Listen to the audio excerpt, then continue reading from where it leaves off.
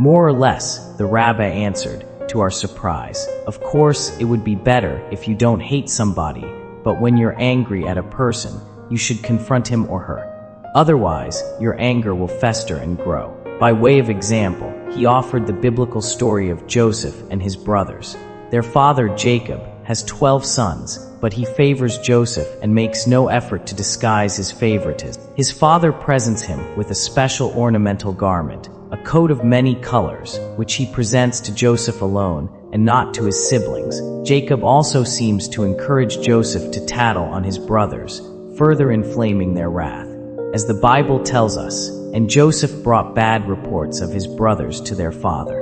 In addition, Joseph antagonizes his brothers by telling them of his dreams, predicting that one day they will all bow down to him. What is the effect of all these interactions? They hated him so that they could not speak a friendly word to him. More literal rendering of this verse might yield the translation, so that they couldn't speak peaceably to him. We don't know how long the silent treatment and the suppressed rage go on, but apparently it's a good while. It also sets the stage for the brothers' total eruption when they are away from home on a work trip and see Joseph, dispatched by Jacob to check up on how they are doing, coming toward them in his fancy garment. After debating whether or not to kill him, they decide to sell him into Egyptian slavery and then trick their father into thinking Joseph has been killed by a wild beast. Our teacher then reminded us of yet another instance in which a person didn't express his anger, but let it fester. The Bible relates the story of two half-brothers, Amnon and Absalom, both sons of King David. In one of the Bible's unhappiest episodes, Amnon rapes and then abandons Absalom's sister Tamar, who is Amnon's half-sister. Afterward, Absalom never confronts his brother, and Absalom spoke to Amnon neither good nor evil, for Absalom hated Amnon. Ultimately, he arranges, 2 years later, to have Amnon killed. Whether or not Amnon deserved to die is beside the point. The teacher told us. Rather, we should note the Bible's words, and Absalom spoke to Amnon neither good nor evil, for Absalom hated Amnon. It is deduced from this that a person who remains unnaturally silent when an expression of anger is called for might later explode in murderous rage. Of course, most of us suffer much less grievous provocations, and rather than overreacting to them by killing someone, we nurse our injuries in silence, talk about them to people who cannot help, or inflict our anger on innocent people. As the psychologist Carol Tavros has written, if you are angry at Ludwig, all the discussions in the world with your best friend will not solve the problem. Unless the discussions result in your changing your perception of Ludwig. Oh, I hadn't realized he didn't mean to insult me, is likely to reinforce your own interpretations, with the result that you rehearse your anger rather than ridding yourself of it. If you displace your anger by punching pillows, conjuring up vengeful scenarios, telling nasty jokes, or hitting your child, your anger will not be diminished, nor will the displacement be cathartic. This is because the cause of your anger remains unchanged, and you are angry. Remember that there will always be time to break irrevocably with your antagonist. Sharing your anger with many other people might prematurely cause such a break. If you do speak about the matter with others, choose people who might calm you down and help you to see things in a broader, less bitter perspective. Avoid those who are apt to provoke your rage. He said that to you. That's disgusting. What are you going to do about it? But most important, try to speak to the person with whom you are angry. More often than you might think, they may not realize that they have hurt you, or that they hurt you so grievously, and they might well apologize and be truly repentant. Directing our attention to the object of our anger underscores the importance of direct communication between antagonistic parties. Rabbi I know in Los Angeles received a letter from a congregant who was unhappy about a certain development in the synagogue. The rabbi knew that the policy that had offended his correspondent had been established well before his arrival as the synagogue's spiritual leader. He showed the letter to the synagogue's president, who told him that he would personally draft a response and explain the policy to the unhappy congregant. There the matter ended, or so the rabbi thought.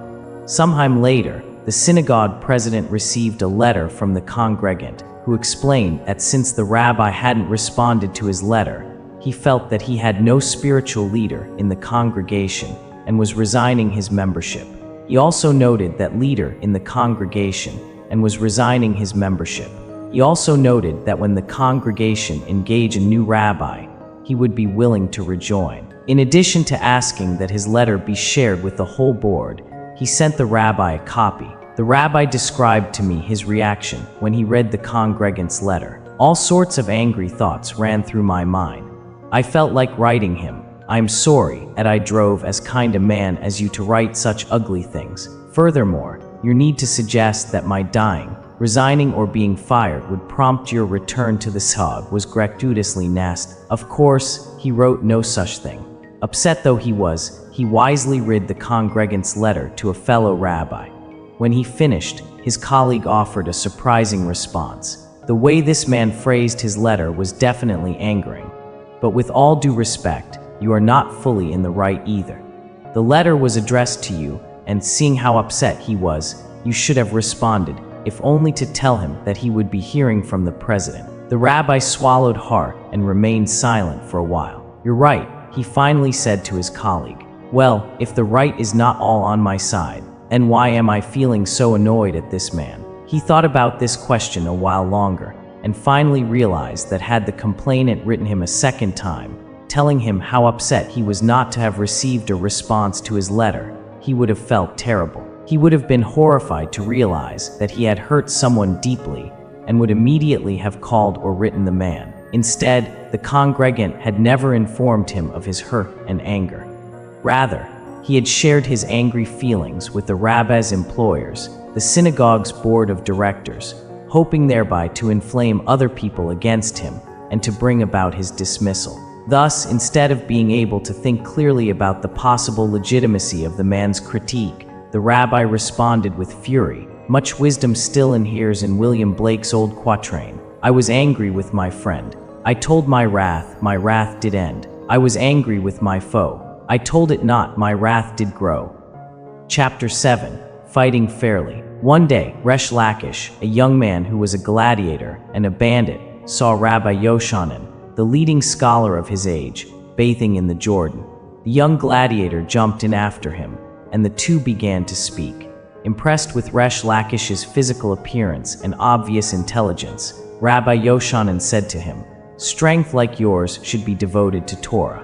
Resh Lakish countered by saying, "But looks like yours should be devoted to women," for Rabbi Yoshanan was an unusually handsome man. "If you will repent," Rabbi Yoshanan answered, "I will arrange for you to marry my sister. She is even better looking than I." When Resh Lakish agreed, Rabbi Yoshanan arranged the marriage.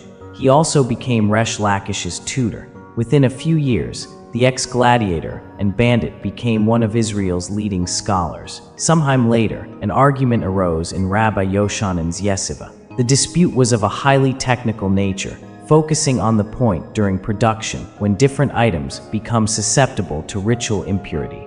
Rabbi Yoshanan argued that metallic objects such as swords, knives, and daggers are considered fully formed and therefore susceptible to ritual impurity only at the moment a smith hardens them in a furnace. Disagreeing, Resh Lakish contended that they can only be judged completed at the moment the smith dips them in cold water. Annoyed at being publicly challenged, Rabbi Yoshanan sarcastically responded, "A robber understands his trade." Stung by Yoshanan's allusion to his disreputable past, Resh Lakish countered, "What good, then, have you done me by influencing me to give up my life as a bandit?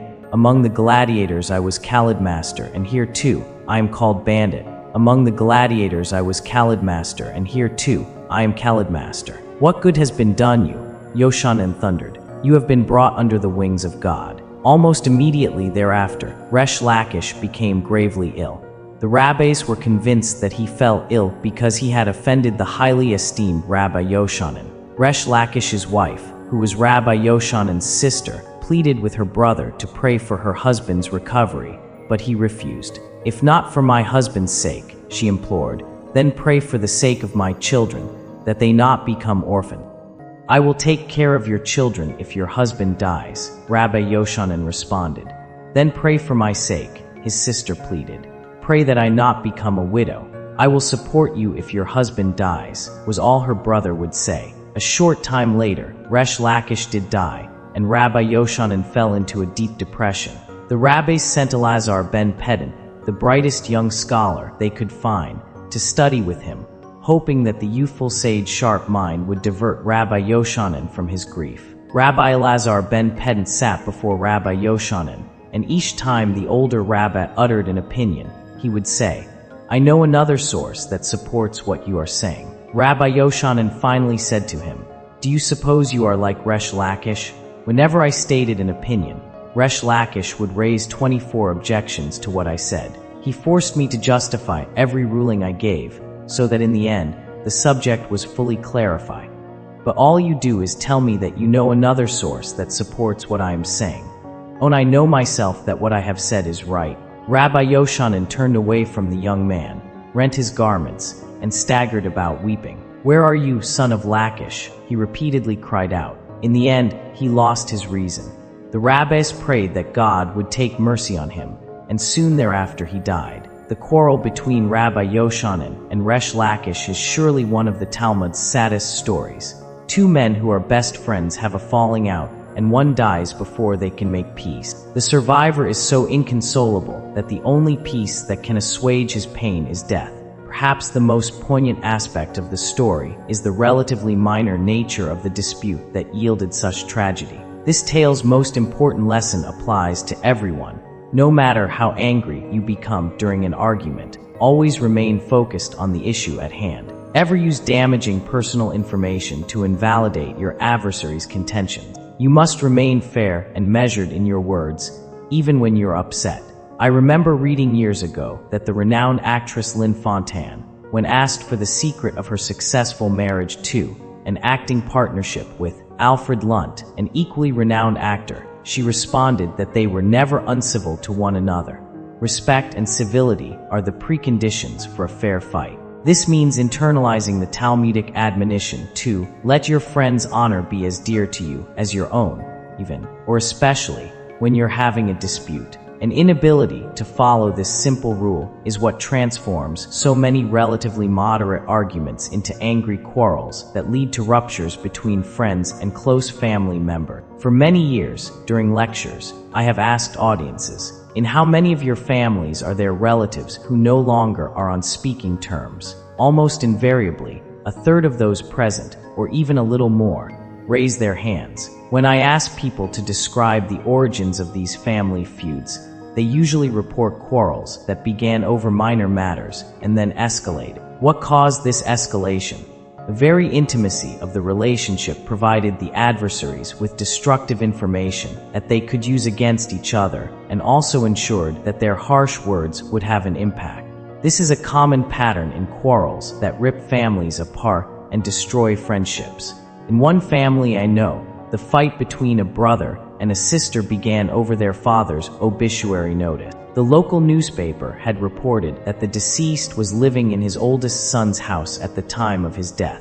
Although true, this announcement infuriated the daughter, with whom the father had resided for many years before moving into his son's house. She was irate that her brother had not made sure to have this fact included in the obituary. Within days of the father's death, every act of her brother that she had disapproved of was raised, dissected, and condemned during increasingly acrimonious exchanges. I suspect that the brother was soon responding with some angry recollections and charges of his own. Although this fight occurred more than 15 years ago, the siblings have had only the most superficial contact since. Of one thing I am certain, the aged father, whose obituary notice had set off this dispute, would have been broken-hearted. Hatred makes a straight line crooked, an ancient Hebrew proverb teaches. When people become angry, their reason becomes bent. Suddenly, someone who is ordinarily quite kind and responsible, such as Rabbi Yoshanan, can say terrible things, because he did not have a compelling argument with which to defeat Resh Lakish. Rabbi Yoshanan employed a highly personal one. How could anyone prefer Resh Lakish's reasoning to his, given that the former had been a gladiator and thief? When Resh Lakish did not back off from his challenge, and indeed counterattacked Yochanan for humiliating him. The latter grew even angrier. An hour before their dispute, had you asked Rabbi Yochanan to name his greatest disciple and closest friend, he undoubtedly would have answered, Resh Lakish. After exchanging a few harsh words, even the prospect of Resh Lakish's death did not soften his attitude. I'll take care of your orphaned children, he assured his sister. I'll support you if you become a widow. How irrelevant those guarantees were. She hadn't come to her brother because she was worried about financial support for her family. Rather, she wanted the two most important men in her life, her husband and her brother, to make peace. She must have been thinking, if Yochanan goes to visit my husband, even now, perhaps he can still recover. But because Rabbi Yochanan would not unharden his heart, both men were ultimately doomed. Every year, tens of thousands of families are split asunder, and close friendships are broken, because contending parties refuse to fight fairly. In a dispute with someone, you have the right to state your case, express your opinion, explain why you think the other party is wrong, even make clear how passionately you feel about the matter at hand. But these are the only rights you have. You do not have a moral right to undercut your adversary's position by invalidating him or her personally. It is unethical to dredge up past information about the person information with which you're most likely familiar because of your formerly close association and use it against him or her. Yet people do so routinely, then become furious when the other person breaks off contact or fights back with similar arguments. Words have consequences, and if you use them to hurt people, your victims will find ways to hurt you in return. This is what happened between Rabbi Yochanan and Resh Lakish. The way to avoid such bitterness in your life is to learn how to fight fairly. Chapter 8. How to criticize and how to accept rebuke. Whoever can stop the members of his household from committing a sin, but does not, is held responsible for the sins of his household. If he can stop the people of his city from sinning, but does not, he is held responsible for the sins of the people of his city. If he can stop the whole world from sinning, and does not, he is held responsible for the sins of the whole world. Babylonian Talmud. Be not angry that you cannot make others as you wish them to be, since you cannot make yourself as you wish to be. Thomas à Kempis. The prophet Nathan provides a biblical model of how to reprove someone effective. When he learns that King David has committed adultery with Bathsheba and arranged for her husband, Uriah, to die in battle, the prophet realizes that he must confront the king. He does so in private, intent on moving David to recognize the great evil that he has committed. Nathan comes before the king and tells him of a minor but disturbing injustice that has recently been brought to his attention. There were two men in the same city, one rich and one poor. The rich man had very large flocks and herds, but the poor man had only one little ewe lamb that he had bought. He tended it, and it grew up together with him and his children. It used to share his morsel of bread, drink from his cup, and nestle in his bosom. One day, a traveler came to the rich man, but he was loath to take anything from his own flocks or herds to prepare a meal for the guest who had come to him. So he took the poor man's lamb, slaughtered it, and prepared it for the man who had come to him. David flew into a rage against the man, and said to Nathan, As the Lord lives, the man who did this deserves to die. And Nathan said to David, That man is you. Nathan knows that he has the moral responsibility to confront King David about his very serious offenses, but he also recognizes the necessity of presenting his reproof in a way that will be effective and thereby force David to acknowledge his wrongdoing. Had he confronted David directly, labeling him an adulterer and also a killer, the king would probably have reacted defensively, as most of us do when caught doing something wrong. He might well have come up with a long list of excuses, perhaps something like, I didn't intend to commit adultery, I was just overcome with passion. When Bathsheba told me she was pregnant, the last thing in the world I wanted was to have Uriah killed. I summoned him from the battlefield, then urged him to go home and spend the night with his wife. That way, Uriah would have assumed the baby was his, but he refused. I even ordered him to go home twice, and both times he disobeyed me. So he left me no choice. Had I done nothing, then he would have come back later and found Bathsheba pregnant with a child not his, and would have harmed her. Besides, what if it became known that I had lain with one of my officers' wives while they were off fighting for me? It might have caused them to mutiny. I am the king of Israel. The country's entire destiny rests on my shoulders. For the country's survival, it was my duty to have Uriah killed. Instead, by depersonalizing his critique, Nathan enables the king to see the issue's moral simplicity. He has taken another man's wife, just as the rich man stole the lamb that the poor man loved. Once David has pronounced his verdict on the fictitious rich man, the man who did this deserves to die. And Nathan responds, "That man is you." The king has no choice but to acknowledge that he deserves the same withering condemnation.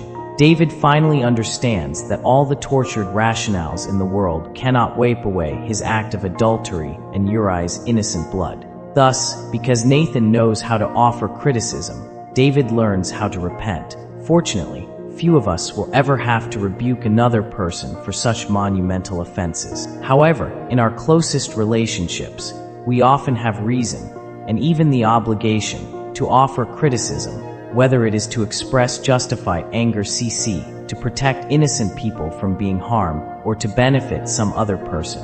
Indeed, the Torah includes criticizing those who have done wrong among its 613 commandments. Reprove your kinsman, but incur no guilt because of him. Scholars generally interpret the commandment's last words, but incur no guilt because of him, as obliging you to speak up lest you share in the responsibility for another's destructive behavior.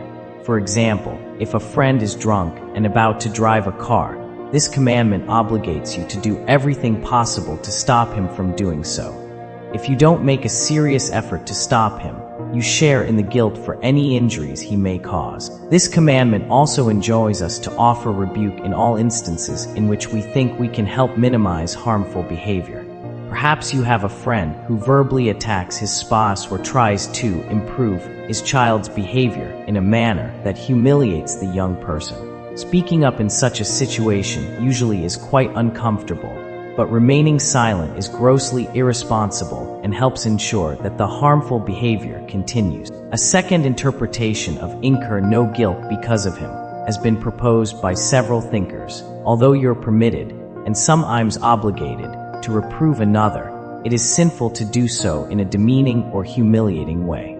If you criticize someone in order to stop her from committing a serious misdeed, running the risk of embarrassing her might not seem so terrible, although the humiliation she feels will make it less likely that your words will affect her behavior. On the other hand, if you're reproving someone about a less significant matter, for instance, a child who has irresponsibly broken something, you're never justified in shaming that person. If you do, trying to eliminate a minor wrong will have caused you to commit a major one. Instead, your goal should be to find a way of criticizing that inflicts the minimum of hurt while doing the maximum of good. Consider the following recollection of the late Isaac Asimov, the author and editor of more than 500 books along with an estimated 90,000 letters and postcards, who is regarded by numerous admirers as one of America's premier intellects. Asimov himself was forthright about his high self-estimation. "I have always thought of myself as a remarkable fellow, even from childhood, and I have never wavered in that opinion." If ever there was a person whose ego might have been impervious to tactless criticism, it would seem to be Asimov. And in his posthumously published memoirs, he recounts an incident that he could never forget. As a 15-year-old high school student, Asimov had enrolled in a writing class taught by a man named Max N. The teacher's first assignment was to have the students write an essay. When he asked for volunteers to read their efforts before the class, Asimov raised his hand. "I had read only about a quarter of it," he recalls in his memoirs, "when N stopped me and used an opprobrious barnyard term to describe my writing. I had never heard a teacher use a dirty word before, and I was shocked. The class wasn't, however. They laughed at me very uproariously, and I took my seat in bitter shame." Although hurt and humiliated, Asimov conceded then, and in his memoirs, that N.'s negative assessment of his writing was correct. He had attempted an affected literary style. What emerged was absolutely, terminally rotten, so he took the teacher's negative reaction to heart, and a few months later wrote a light-hearted piece that N printed in the school's literary journal. It was the first significant Asimov piece ever published.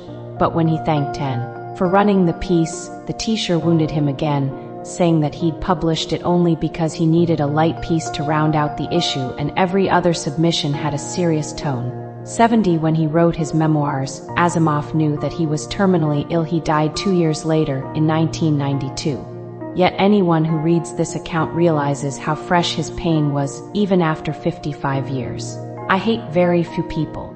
Asimov writes of Max, but I hate him. He confides a long-standing fantasy.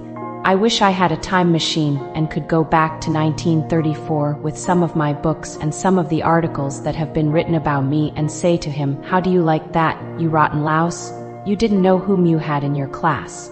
If you had treated me right, I could have recorded you as my discoverer instead of branding you a rotten louse." If even as self-assured a person as Isaac Asimov can be so devastated by harsh criticism, he describes this episode as the hardest blow my ego has ever received. Consider how many less hardy souls we may have wounded through tactless and wounding words. To avoid being needlessly cruel, before you speak, ask yourself the following 3 questions. 1. How do I feel about offering this criticism? Does it give me pleasure or pain? Love unaccompanied by criticism is not love, an ancient Jewish text teaches. Yet, as a general rule, criticism unaccompanied by love or at least sincere concern won't help the person being criticized. If you realize that part of you relishes speaking out, you probably shouldn't. The insincerity of your concern, your pleasure at seeing your victim's discomfort, or your desire to hurt someone with whom you might be angry will probably be apparent, and your listener will react defensively. Imagine yourself in the place of the person being criticized. If you sense that the speaker is enjoying his or her task, wouldn't that provoke anger and denial in you rather than self-examination? If you really wish you didn't have to offer the criticism, but feel morally obligated to do so, the purity of your motives will shine through in the encounter. It's likely that the listener won't see you as an adversary who wants to inflict hurt, but as a friend who wants to help, a perception that will enable him to maintain self-respect and self-esteem. He's criticizing me because he likes me and thinks that if I just correct this trait, everything will be all right. Before you criticize anyone, think about this directive given to medical students. Your first obligation is to do no harm. Unless you're confident that both the content and tone of your words will help the listener to overcome a specific flaw rather than demoralize him or her, keep silent. 2. Does my criticism offer specific ways to change? Because it's difficult to criticize someone in a manner that will induce change, Maimonides offered very specific tactical advice. He who rebukes another, whether for offenses against the rebuker himself or for sins against God, should administer the rebuke in private, speak to the offender gently and tenderly, and point out that he is only speaking for the wrongdoer's own good. Contrast Maimonides' counsel with the behavior of Asimov's writing teacher. Maimonides advises the person who is offering the criticism to do so in private. The first time Max criticized Asimov, he did so before the whole class. Maimonides advises that one should offer the criticism gently and tenderly. Max spoke brutally to Asimov, both publicly and privately. Maimonides advises us to point out that we are offering criticism only for the listener's good. Yet, when Max criticized Asimov, he clearly wasn't doing so for Asimov's sake. Imagine how a writing teacher who had compassion for Asimov might have responded. Rather than dismissing the young student with a vulgar word, he would probably have kept him after class and shown He would probably have kept him after class and shown him how artificial his writing style sounded. Even if the teacher felt the need to offer a public critique in order to teach the rest of the class, he could have done so without making the young student feel like so abject a failure. Is it not obvious that a teacher who liked Asimov, or at least felt some sympathy for him, would have searched for a gentler way to offer his criticism? For example, N could have selected several sentences that did not work and demonstrated how they weakened Asimov's writing. Instead, N spoke harshly because he wanted his words to hurt. He was precisely the sort of person who should not offer criticism. 3. Are my words non-threatening and reassuring?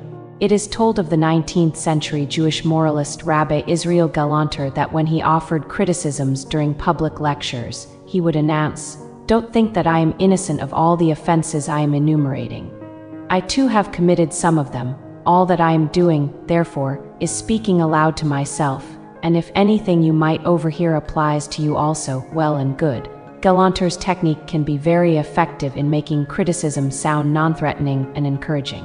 If you yourself have grappled with the trait you're criticizing, be sure to say so. If you're not guilty of the fault, you can cite your own struggles with comparable faults and the efforts you have made to overcome them. Acknowledging your weaknesses shows your listener that you are not setting yourself above him or her. And describing your attempts to change may offer the person the inspiration or some strategies to do the same. If you want someone to be open to your criticism, avoid making blanket statements that demoralize him. Confine your remarks to specific incidents. Critics who use words such as always or never, "You're always thinking only about what's good for you. You don't consider anybody else's needs," or "you never think before you act," in effect compel their listener to react defensively. What person, the critic included, would be willing to acknowledge, in the face of such criticism, that she only cares about what's good for herself, or would say, "I'm really stupid, and never think before I act"?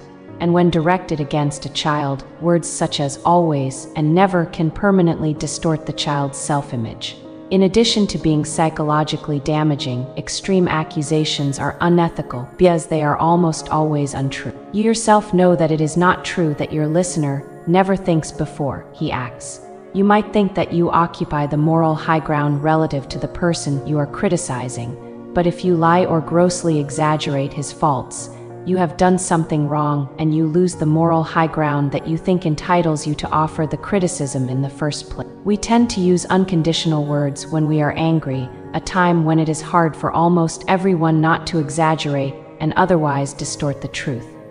If you find that you do so often, recall these wise words of Simcha Zissel Ziv, a 19th century Eastern European rabbinic sage. His advice was offered in the context of a classroom setting, but has far broader applicability. Very often a teacher will become angry at a student who is rebuked 3 or 4 times and still does not listen. Before losing patience, the teacher should ask himself if he always corrects his own shortcomings by the 3rd or 4th reminder. Sometimes criticism is most eloquent when not expressed in words. Take the 19th century Hasidic Rabbi Israel of Vishnitz, who wished to influence the behavior of a certain banker. He was well aware that a frontal critique, even if accompanied by words of affection, almost certainly would backfire. Guided by the Talmudic admonition, just as one is commanded to say that which will be heeded, so is one commanded not to say that which will not be heeded. The rabbi used a different approach. Rabbi Israel of Vishnitz was in the habit of strolling with his assistant Gabbai for a half every evening. On one such occasion, they stopped in front of the house of a certain wealthy bank manager. The man was known to be a maskil, a follower of the Enlightenment movement, that is, anything but a follower of the Rebbe, the Hasidic term for a rabbinic leader. Rabbi Israel knocked on the door and, when a servant opened it, entered the house. The puzzled assistant, without asking a word, followed the Rebbe inside. The bank manager received his distinguished guest respectfully and politely. The Rebbe took the seat that was offered him and sat for quite some time without saying a word. Knowing that protocol would deem it impertinent to ask the Rebbe directly the reason for his visit, the host whispered his question to the Rebbe's assistant, who shrugged his shoulders. After a good while, the Rebbe rose to leave and bid his host farewell. The bank manager accompanied him to the Talif and bid his host farewell. The bank manager accompanied him to the door and, his understandable curiosity getting the better of him, asked, "Could you please explain to me, Reb, why you honored me with a visit?" "I went to your house in order to fulfill a mitzvah religious commandment," the Reb replied, "and thank God I was able to fulfill it." "And which mitzvah was that?" asked the confused bank manager. "Our sages teach that just as one is commanded to say that which will be listened to, so is one commanded not to say that which will not be listened to. Now if I remain in my house and you remain in yours, what kind of mitzvah is it that I refrain from telling you that which will not be listened to?" In order to fulfill the mitzvah properly, one obviously has to go to the house of the person who will not listen and there refrain from speaking to him. And that is exactly what I did. Perhaps, Reb, said the bank manager, you would be so good as to tell me what this thing is. Who knows, perhaps I will listen. I'm afraid you won't, said the Reb. The longer the Reb refused, the greater grew the curiosity of the other to know the secret. He continued to press the Reb to reveal that which would not be listened to. Very well, said the Reb finally. A certain penniless widow owes your bank quite a sum for the mortgage of her house. Within a few days, your bank is going to dispose of her house by public sale, and she will be out on the street. I had wanted to ask you to overlook her debt, but didn't because of the mitzvah of not saying. But what do you expect me to do? Asked the bank manager in amazement. Surely you realize that the debt is not owed to me personally, but to the bank, and I am only its manager, and not its owner, and the debt runs into several hundreds, and if... It's exactly as I said all along, the Reb interrupted, that you would not want to hear. With that he ended the conversation and walked away. The bank manager went into his house, but the Reb's words found their way into his heart and gave him no rest until he paid the widow's debt out of his own pocket. Knowing how to offer criticism and effect change even when you are not directly criticizing is a trait we should all strive to acquire. As challenging as it is to criticize properly, it is even harder to accept rebuke. When criticized, many of us deny or minimize the faults being pointed out. We blame somebody else, perhaps even the critic, or we insist, both to the person offering the criticism and selves, that we cannot change. Even as the critic speaks, we are already formulating a counterattack. According to the Bible, this problem is as old as humankind. When God rebukes Adam for eating from the tree of the knowledge of good and evil, an act that God had specifically forbidden, Adam blames Eve. The woman you put at my side, she gave me of the tree and I ate. In fact, the implication of Adam's words is that not just Eve but God too is responsible, since it was he who put her at Adam's side.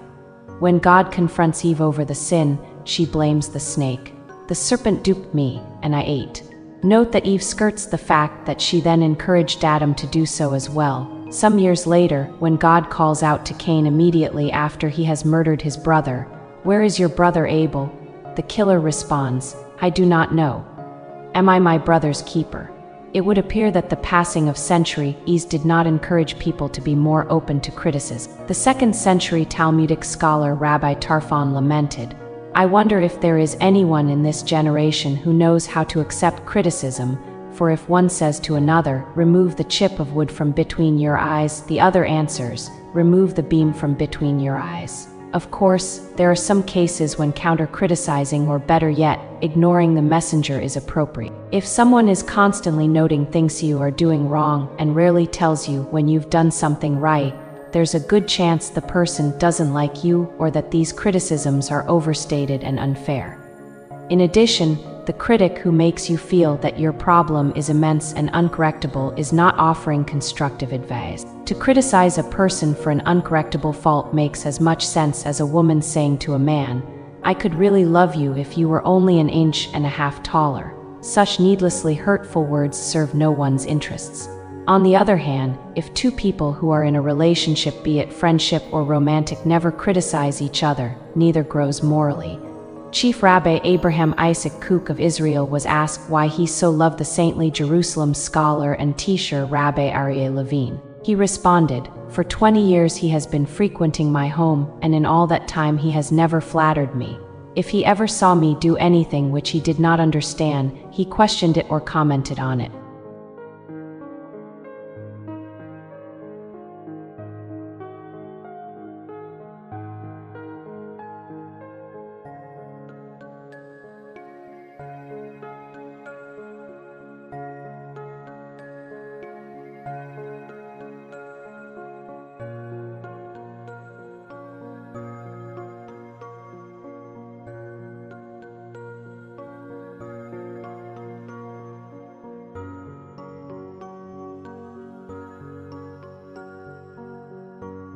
Rabbi Kook's observation is particularly important for wealthy or powerful people, many of whom are surrounded by those who are too much in awe of them, or too frightened by them, to offer criticism.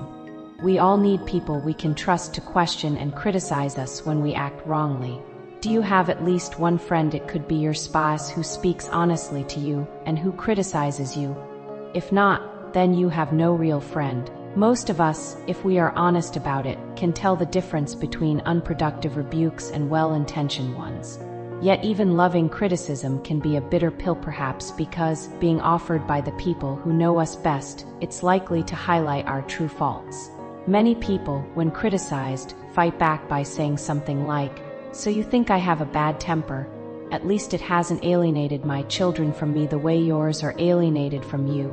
Or you think I treated you unfairly in that deal? Well, it so happens that my reputation for honesty is higher than yours.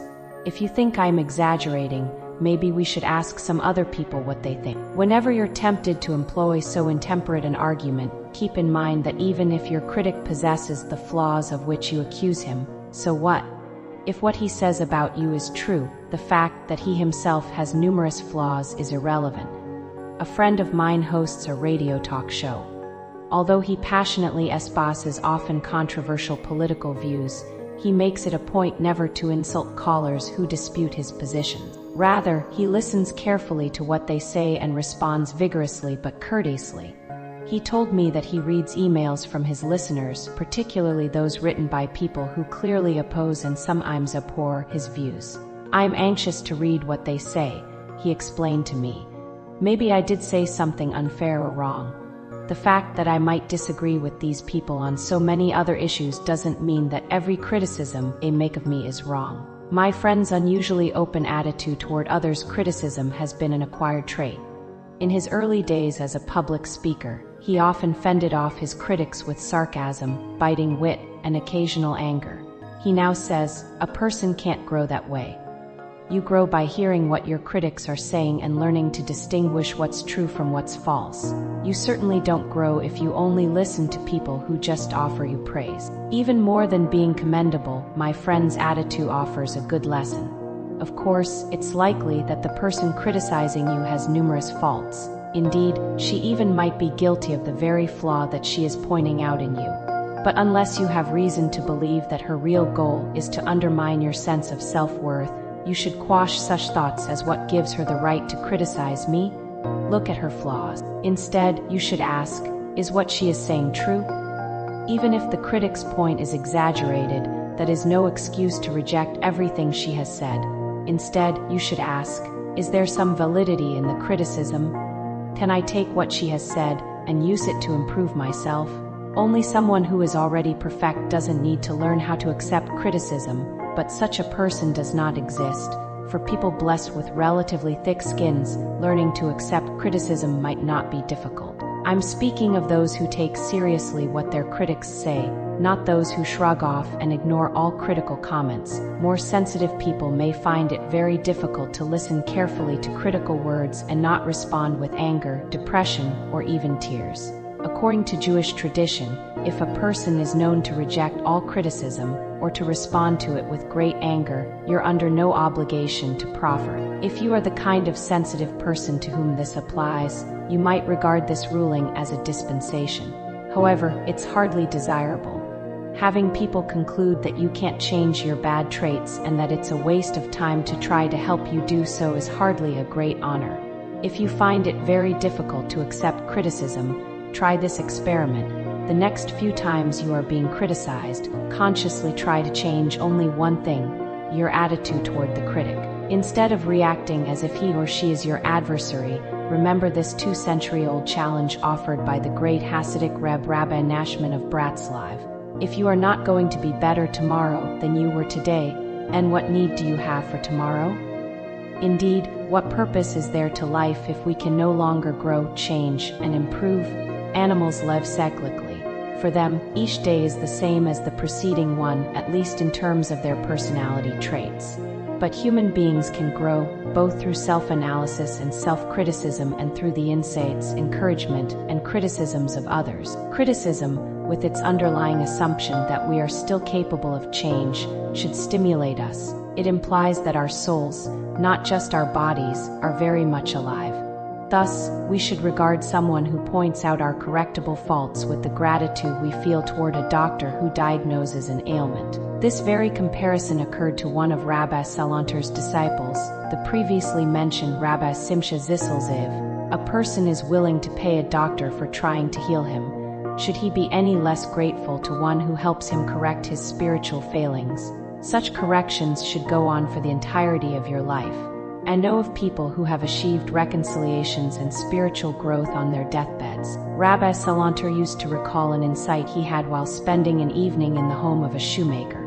Late at night, the man was feverishly working by the light of a candle whose flame was near extinction. "Why are you still working?" Rabbi Salanter asked him. "Look how late it is, your candle is about to go out." "It is late," the shoemaker agreed. "But as long as the candle is burning, it is still possible to mend." Chapter 9. Between parents and children. A torn jacket is soon mended, but hard words bruise the heart of a child. Henry Wadsworth Longfellow.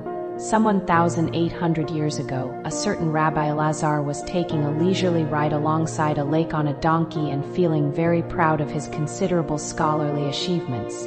Suddenly, the Talmud informs us, he chanced upon an exceedingly ugly man who greeted him, "Peace be upon you, my master." The man's disagreeable appearance shattered the rabbi's good cheer. Instead of returning the greeting, he responded, "You worthless creature, how ugly you are! Are all the people of your city as ugly as you?" The man replied, "What can I do about it? Go tell the craftsman who made me, how ugly is the vessel you have made." Rabbi Elazar immediately realized that he had done wrong. He got down from the donkey and, prostrating himself before the man, said to him, "I apologize to you, please forgive me." The man replied, "I will not forgive you until you go to the craftsman who made me and tell him, how ugly is the vessel you have made." When I first came across this tale as a young rabbinical student in my early 20s, I was sure that it could never have happened, or that it was, at the least, grossly exaggerated, and believed that it was a fiction created by the rabbis to teach a moral lesson. How could anyone, never mind an esteemed rabbi, be so cruel as to mock another person's bad looks? True, the Talmud depicts Rabbi cruel as to mock another person's bad looks. True, the Talmud depicts Rabbi Elazar as repenting, but how could he have said such a thing in the first place? Since then, I have learned more from life than from books. The notion that, in just a moment, whether of self-satisfaction or great annoyance, a person of considerable stature could say something vicious no longer shocks me.